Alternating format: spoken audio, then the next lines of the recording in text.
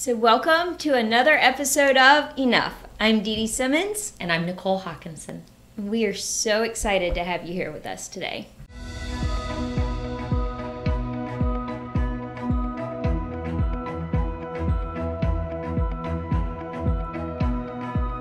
So, the way we've been starting every episode is we are kind of doing a get to know you kind of piece. And so I'm going to ask Dee Dee 3 questions. She doesn't know what any of these questions are, so I didn't set her up for success on this one, and I don't even know what her answers are, although I know her pretty well. So let's see what we come down to. So, Are you ready? Yes, okay. I am. Question number 1. If you could add a room or space or an item to your current home without worrying about, price or practicality, just something to make your life better as a mother or a wife, what would you add?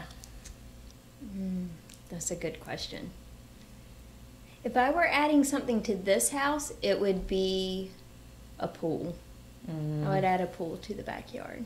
We would get a lot of use out of that. I think pool companies, are actually behind right now because so many people have been home for so long. I've heard that pool companies are dated. It's swamped right now because of the excitement and the need for people feeling like they need a pool. So that was a great answer. Okay. Totally different question. Okay. What is one thing you could do today to show up better as a wife? Yeah, these are really great questions. I know what it is, though. One thing I could definitely do today is praying for Ken every day, consistently. I was doing this a couple of months ago. I had a prayer, and it was where you prayed like head to toe. So I would pray for Ken if I were praying ears.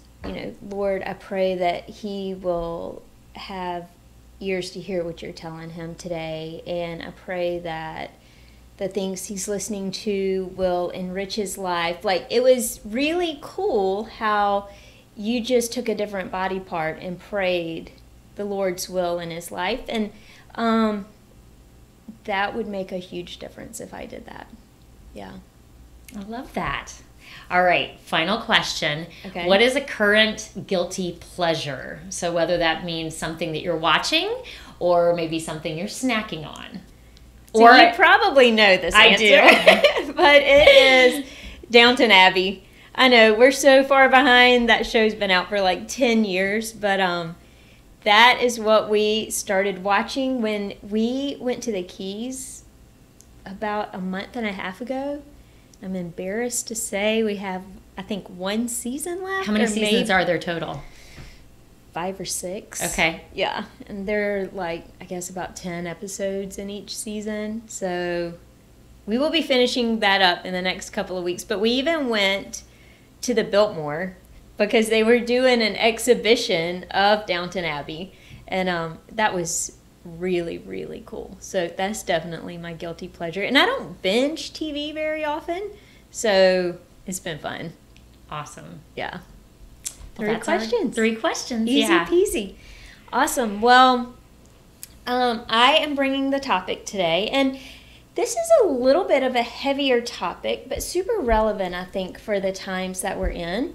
So I want to lay a little bit of groundwork before I present it. And the way we do these is Nicole presents me 3 questions, I answer them, and then I bring her a topic that we're going to talk about. And she doesn't know what it is when she brings it to me. I don't know what it is, but this is reminiscent of how it is on our runs, where we just start talking about a topic and unpacking it together. But yeah. I heard a quote. I heard somebody speaking last night, actually. And he made a comment about resentment and how resentment can cause so many physical problems in our body. And it reminded me of a podcast we did about stress, and I think you were talking about where you can feel stress in your body.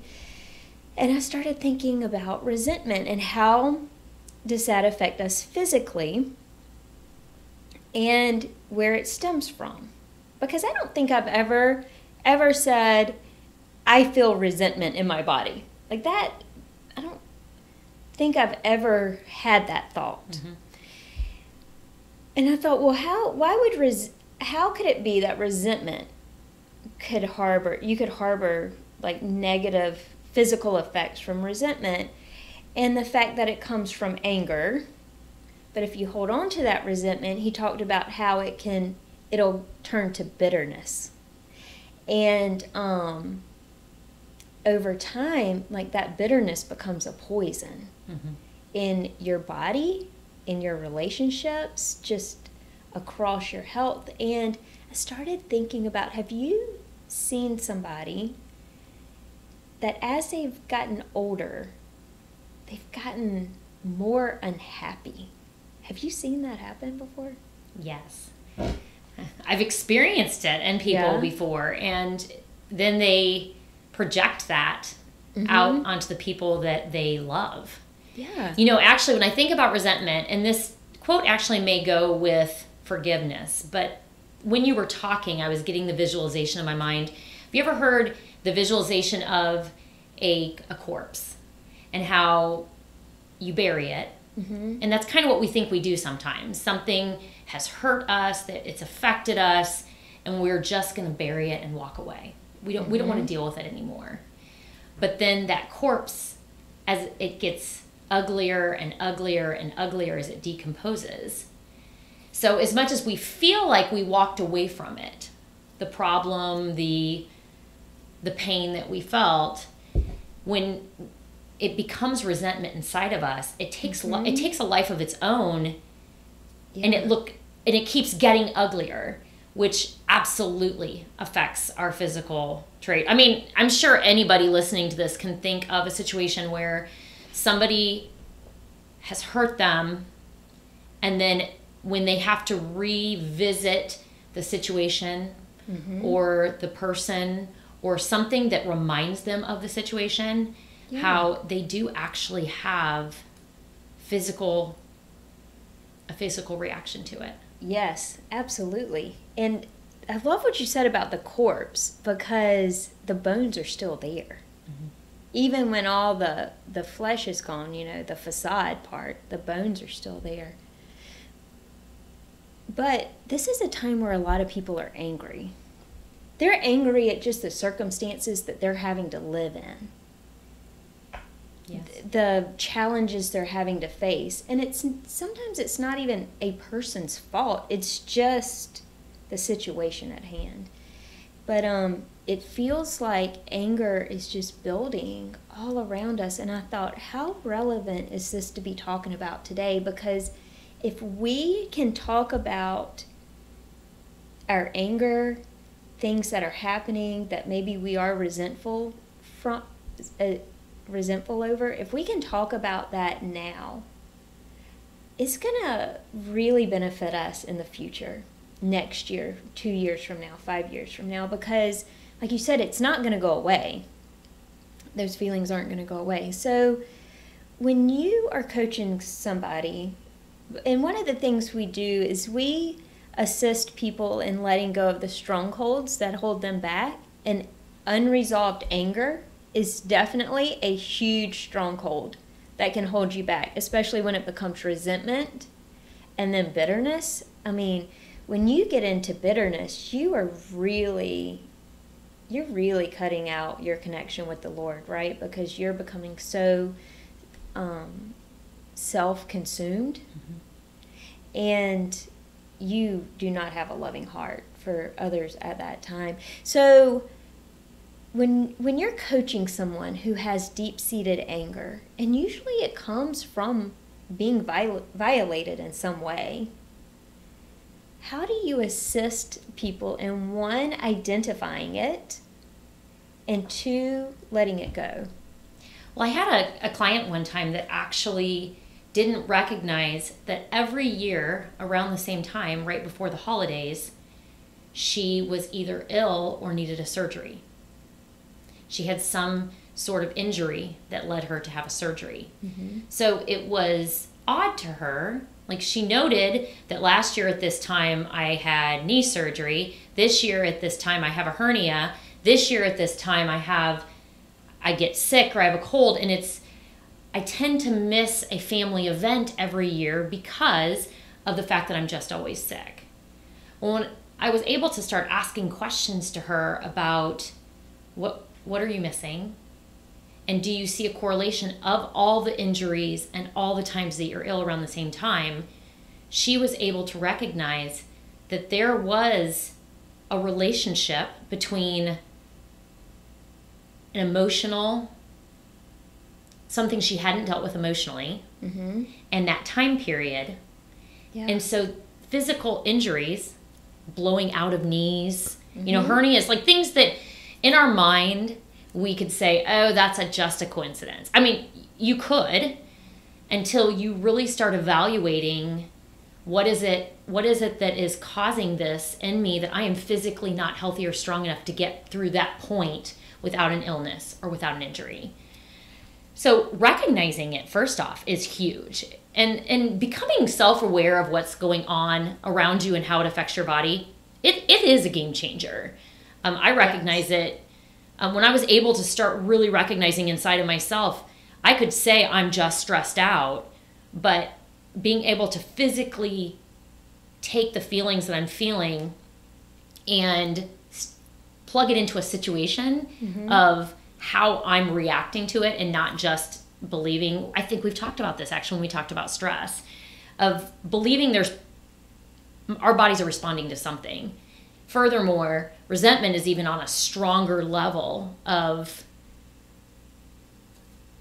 how our bodies respond to some way we were violated in the past, somebody that has, hurt us. So first off, I mean, I feel like helping somebody to recognize that it even exists, because they just know that they were hurt. They don't know that there's a correlation between that. In my own life, I had a realization at one time that it was an event from a long time ago. And as much as I can say, I let things go pretty easily. It's funny how there were certain words that I remembered word by word from a conversation 18 years ago, like word for word. And then when I would come in contact with that person, those words, that person may say different words, but those words were still speaking in my mind. And I resented that person because of it. But when I was able to really also coach myself through that, and the help with the coach I had, to recognize that I started thinking about the hurt that person has. The reason that person hurt me is because they were hurt. You were having empathy at that point. So you were able to see their hurts through their eyes. And it changed my physical reaction of being around that person. When I was able to truly see that the way they hurt me wasn't really about me, it's really about them. So so then I've been able to assist people to associate that when they have been violated with words or actions, that by internalizing it and trying to figure out why me, it's really looking back at the person who did it and think, there's some hurt there that caused this process to happen. One of our favorite quotes, I think you like this one too, I know it's one of mine, is hurt people hurt people. Yes. And I have told my girls that so many times, especially when they were in the middle school years, early high school years, even late high school years.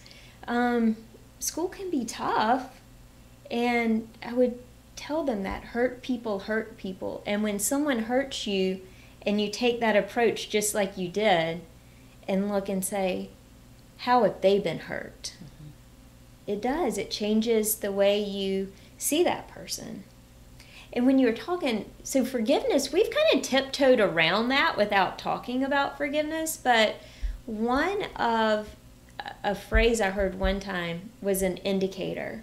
If you still have unresolved anger or resentment and unforgiveness in your heart, is what happens when you see somebody. If you can see somebody and not have a reaction at all, then you're walking in freedom from whatever that situation was. And it's that freedom is sweet when you've lived through like being angry at somebody and then forgiving them.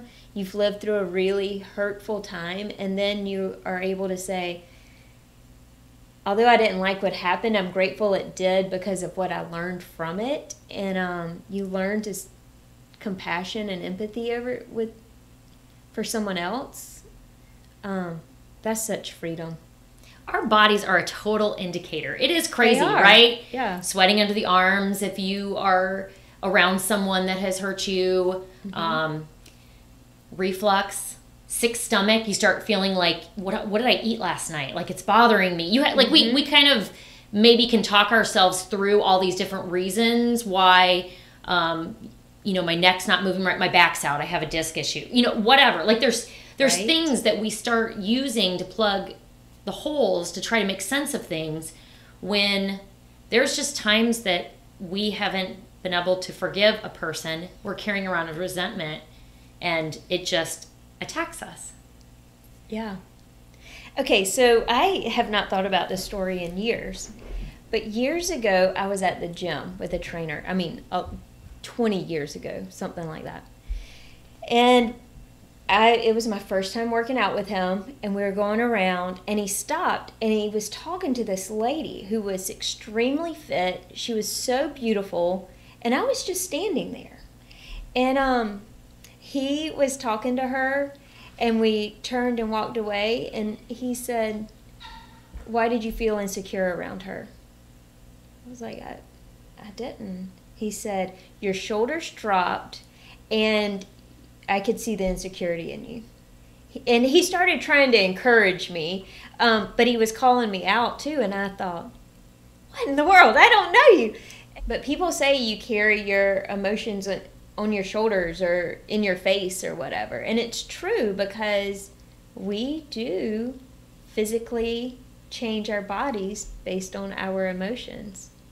I forgot about that whole thing until we were just talking about it. I know exactly what you're talking about. I've actually done it myself. I've been able to find myself. I've changed that about myself. This making myself smaller because I'm insecure. Yes. But going back to resentment, what also I try to assist people with is there's sometimes that they just need to set up guardrails in their lives. We absolutely need to be able to let go and walk in freedom. And when you say walk in freedom, that is so true. It is. Because you can be around the same exact person who you've been carrying resentment with, and it attacks your body and you feel terrible. You maybe even need to sleep late the next day or for several days because you have worn yourself out with chemical response of being near that person. And when you're able to forgive and let go, then you actually can be around that person and it's not exhausting. And it's doesn't have any physical reaction, and you're able to go on with your day just as if you met anybody in the grocery store. So it's possible, but there are also times that people need to set up guardrails for themselves, and that we need to really be more conscious of that also as women, and teaching our children to set up guardrail. Because when we have toxic people in our lives and we continue to put ourselves in a position to be violated by them over and over again, or to be just around them and reminded, that's a choice we make. And listen, we know that there's a lot of different situations that aren't as easy to put guardrails up. If you are living with a family member or you're in a marriage, there's situations that this goes around the board. Like, this doesn't speak into every situation that immediately, run away. Like, that's not what I'm trying to say. But we also know sometimes how we tend to set ourselves up because maybe we think it's going to be different this time. Something's going to happen that's going to make it all better. And instead of just setting up proper guardrails for ourselves, of not putting ourselves in a situation where we continuously let ourselves get violated, not walking in, not having expectations that it's going to change. That's a game changer too. Yeah, absolutely. And I do like what you said about sometimes you don't have the ability to put up guardrails, to physically separate yourself from a situation or a person or a group of people. We're talking about one person, but sometimes it can be a group of people or an organization that you're angry with. But when you come to that crossroad where you recognize your anger, you recognize that an injustice has been done, a violation has been made of whatever kind, and you have a choice. Do you begin the steps to forgiveness and letting go, or do you hold on to it and you harbor that resentment? Okay, when you begin letting go, well, even if it's a situation you can't physically distance yourself from, it changes your conversation with that person or that group, to where it doesn't have to affect you. It doesn't have to continually push your buttons. Your buttons don't have to be pushed. There's not a button anymore, because you see the situation in a different light. And that, again, comes from recognizing it. Because anger, and I think I probably said this already, but I think it's important to note, anger in and of itself is not bad. It's, what are you going to do with that anger? We saw Jesus get angry, and he never sinned.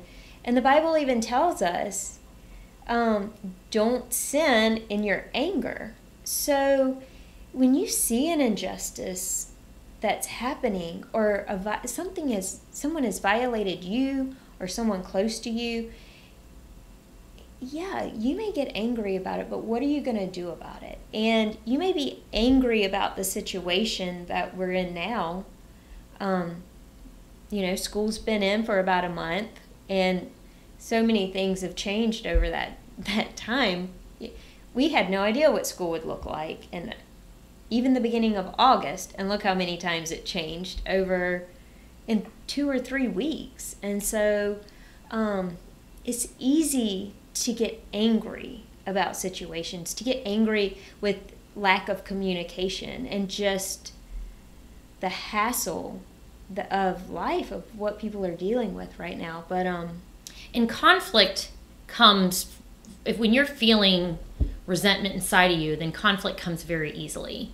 So if you can think of if you can recognize it in yourself, or think of someone else who is carrying a lot of resentment, and they also, remember how you made a comment, do you know somebody that gets older and older and older, and it grows? Yes. But they are in conflict. You would find, if you think of those people, they're also in conflict with a lot of people. Mm-hmm. And that is a common denominator. And if that is in us, if it's in you, then start thinking about, do you have a lot of conflict with people in your lives? If you do, you need to start digging deep into that. So if right now in this current situation, there's people feeling a lot of resentment, I feel pretty confident to say, if they're feeling a lot of resentment about the current atmosphere with school, they're probably also having a lot of conflict with their spouse. Mm-hmm. They're probably having conflict with, if they have a job, trying to figure out there. They may be having conflict with their in-laws or their parents, because that's the route that resentment will take in us. It'll just get uglier and uglier, and then it starts like multiplying out, and then other people are hurt in the process. Mm-hmm. And that's where, so when I recognize that it was the person that hurt me was a hurt person, I would say they probably were acting from their own resentment that they have. And then that's how I got violated in the process. So it does multiply. Yeah. So not being able to resolve this, let go of it, I mean, it can do a lot of damage in relationships. Absolutely. And I would say it's their resentment, but also their insecurities. you know, that oftentimes gets projected out. And if you think, well, this is just my issue, it doesn't affect anybody else. You hit the nail on the head when you said it's going to affect many other relationships. It's going to affect your children. Just living through that,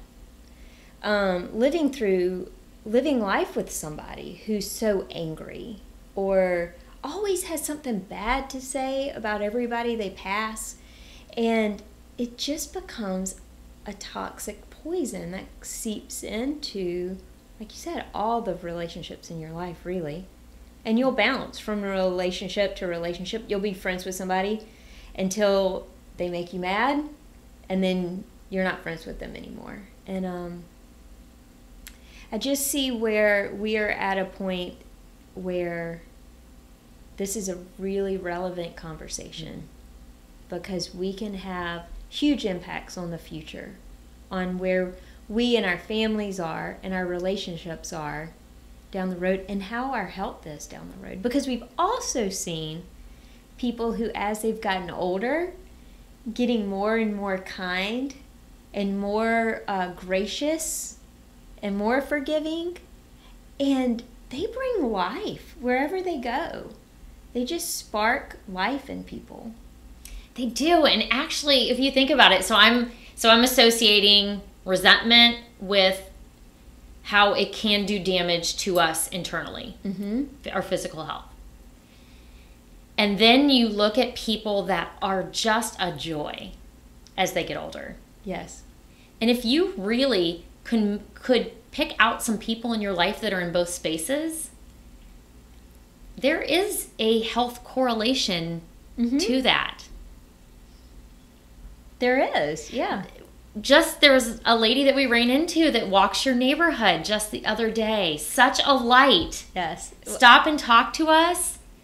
And you've said to me before, like, that's who I want to be like when we get older. But she oozed joy. And she also wanted to move because life is good. She walks every day, every single day. And she talks to everybody that she meets, and she smiles. And another thing she did during quarantine, these beautiful blue hydrangeas were showing up on our porches in these cute little vases with a little note on it. And it said something like, it was an encouraging note about God loves you and I'm glad you're my neighbor, or something along those lines. And they were just popping up. She was doing that. She was getting those little vases and picking the hydrangeas out of her yard, clipping them, and she would sneak and put them on a porch. But one morning I called her and I was like, I knew it was her, because that's who she is. And when I was talking about somebody who spreads joy, I love that you thought of her, because I love that story too. Yeah, she is a light of a person. And I told Nicole, I said, this is who we want to be when we grow up, because she just, when we grow up, as we grow older, yeah. But see, the thing is, okay, I don't know her story, and she may have not had any horrible experience happen to her, or she may have. You know, it really, you can talk to so many different people, and there are so many different stories. And I really don't think it matters. Like, it could have went either direction. She could have lost a child, and she could have been a survivor of cancer for the third time. Maybe. I don't know. But the fact is you can talk to people with stories, and the ones that bring light into it doesn't mean their life has been all daisies and wonderful. They've had hardships too. They've battled tough times. They've had loss. They've had conflict. Yeah. But they've made the choice to not stay there in the conflict. Well, earlier this year, she lost her mom. And then she had to travel halfway across the country to have, to celebrate her life with some people that were close to her but couldn't travel. And that took a toll on her. But what is she doing? She's secretly hiding, giving people hydrangeas with a sweet little note. And yeah, that's a perfect example of yeah, she had hardships, but she didn't choose to dwell on it. I love it. Yeah. Let's be the old ladies that go around and drop flowers on each other's porch. And she moves with a great energy when she's walking. She's getting it done. Like there's a pep in her step, and because that's who she is. That's the energy she brings. But I love what you said about becoming them, because it doesn't just happen. Mm-mm. It has to be intentional. I had somebody recently say, I wish I was just naturally more like you, finding the positive. And I said, that's a skill, right? Like, that's something we work toward. We work toward letting go. We work toward forgiveness. Work hard. I mean, yes. I know that sounds really weird for somebody that hasn't done a lot of work in personal development, but digging in to let go of things sucks. Right? I mean, we've had some hard times, you and I both, once you start really digging in. So I know it's not hard physical labor, but actually a little of it is, because as you're going through those things we've talked, how that affects your body. So worked hard. Well, sometimes when you're truly letting it go, you're truly coming face to face with something that happened to you, and that's holding you back, and it's holding you back is in the way that you show up, whether it's showing up as overconfident and kind of bullying people around, or super insecure and nobody's listening to you. You realize that it is affecting how you show up, and so when you come face to face with that, it can be hard.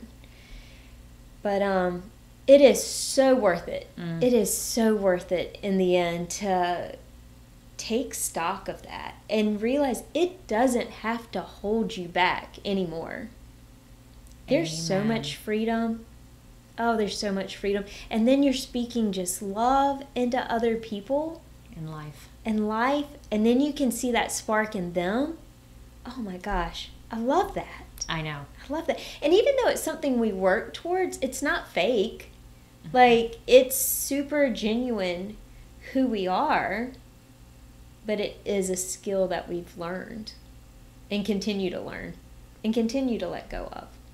Yes. And I really want to teach those skills to my kids. Yes. Because, again, it's not natural always. Mm-hmm.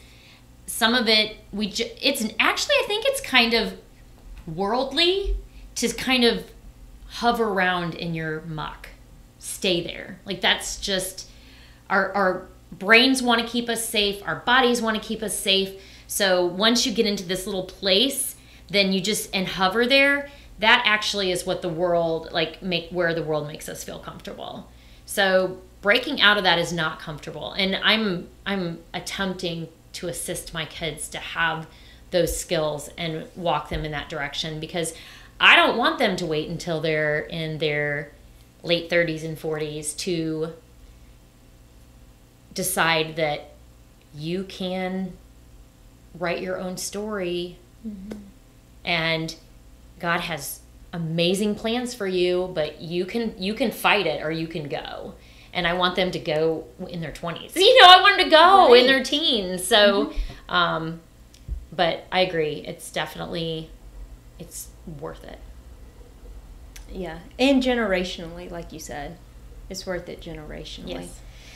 So, if you could leave the listeners with one piece of advice, if somebody's listening or watching right now and says, I think I might have some anger and I might have some resentment building up. There are people that when I see them, I am noticing a physical response in my body. And I don't like that. And I do want to let it go. I do want to be able to say, I don't like what you did to me, but I forgive you, and I'm grateful for that experience, for what I've learned, and how I can help somebody else. What advice would you leave with a listener if they are at that point? Well, there's two things that come to mind, and first of mine is going to be, has to do with my faith, because I feel that the Lord, and when you put something you hand it over to the Lord, he can do amazing things. So first, getting raw and real with how you're feeling. I mean, the Lord already knows how you're feeling, but the fact that you bring it to him and you say it out loud and you hand it over to him is powerful. And asking him to guide you forward and bringing the right people into your life to speak it out loud to. I always say Satan loves secrets. If there are things in your life that you have secret resentment of, the enemy uses that in a big way to overpower you. So finding someone, a coach, a trusted friend, a confidant, a mentor, somebody that you feel comfortable, that can confidentially listen to you, speaking it out loud is like step 1 of change. Or step 2, let's say, handing it over to the Lord and then speaking it out loud. It takes the power of the secret off the table, and it also brings the Lord in to do some healing. So those would be my first 2 thoughts of what to do with that. Yeah, absolutely. What awesome advice. I mean, that's fantastic. So thank you for delving into this conversation and this topic. I know it's not an easy topic to talk about, but I know the power of forgiveness has played in my life. And I think it's something that we really need to evaluate, especially everything we've been through the past couple of months. So I agree. Thanks for bringing it in. Although that's a tough one, but the tough subject is what we need to be talking about. That's why we're doing this, because ladies, you are not alone. Like we're all dealing with stuff, and by us continuing to come together and talk about this, then again, the enemy loses his power over our secrets. So thank you. Thank you.